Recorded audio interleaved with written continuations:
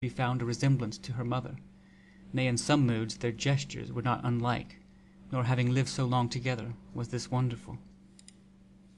There is a magic power in resemblance. When one we love dies, we hope to see them in another state, and half expect that the agency of mind will inform its new garb in imitation of its decayed earthly vesture. But these are ideas of the mind only. We know that the instrument is shivered. The sensible image lies in miserable fragments, dissolved to dusty nothingness. A look, a gesture, or a fashioning of the limbs similar to the dead in a living person, touches a thrilling chord, whose sacred harmony is felt in the heart's dearest recess. Strangely moved, prostrate before this spectral image, and enslaved by the force of blood manifested in likeness of look and movement, I remain trembling in the presence of the harsh, proud, and till now unloved mother of Idris. Poor mistaken woman! In her tenderest mood before, she had cherished the idea that a word, a look of reconciliation from her, would be received with joy and repay long years of severity. Now that the time was gone for the exercise of such power, she fell at once upon the thorny truth of things, and felt that neither smile nor caress could penetrate to the unconscious state, or influence the happiness of her who lay in the vault beneath. This conviction, together with the remembrance of soft replies to bitter speeches, of gentle looks repaying angry glances, the perception of the falsehood, paltriness, and futility of her cherished dreams of birth and power, the overpowering knowledge that love and life were the true emperors of our mortal state, all as a tide rose and filled her soul with stormy and bewildering confusion. It fell to my lot to come as the influential power, to allay the fierce tossing of these tumultuous waves. I spoke to her.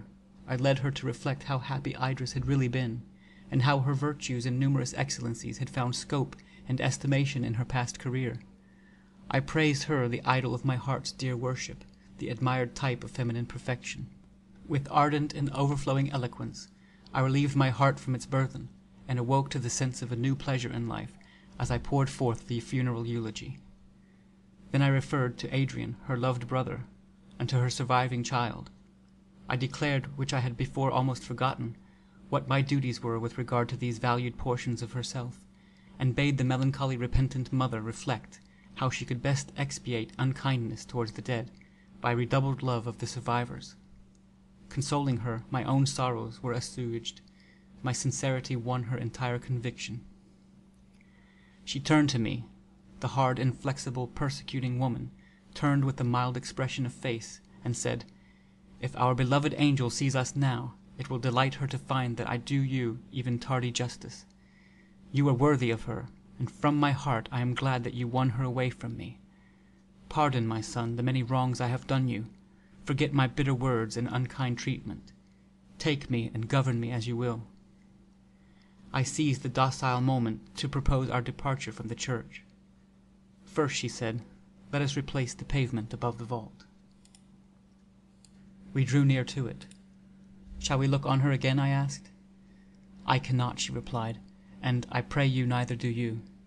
We need not torture ourselves by gazing on the soulless body, while her living spirit is buried quick in our hearts, and her surpassing loveliness is so deeply carved there that sleeping or waking she must ever be present to us." For a few moments we bent in solemn silence over the open vault. I consecrated my future life to the embalming of her dear memory. I vowed to serve her brother and her child till death. The convulsive sob of my companion made me break off my internal orisons. I next dragged the stones over the entrance of the tomb, and closed the gulf that contained the life of my life. Then, supporting my decrepit fellow mourner, we slowly left the chapel. I felt as I stepped into the open air, as if I had quitted an happy nest of repose, for a dreary wilderness, a tortuous path, a bitter, joyless, hopeless pilgrimage. End of Volume 3, Chapter 3 of The Last Man, by Mary Wollstonecraft Shelley. Read by Nicodemus.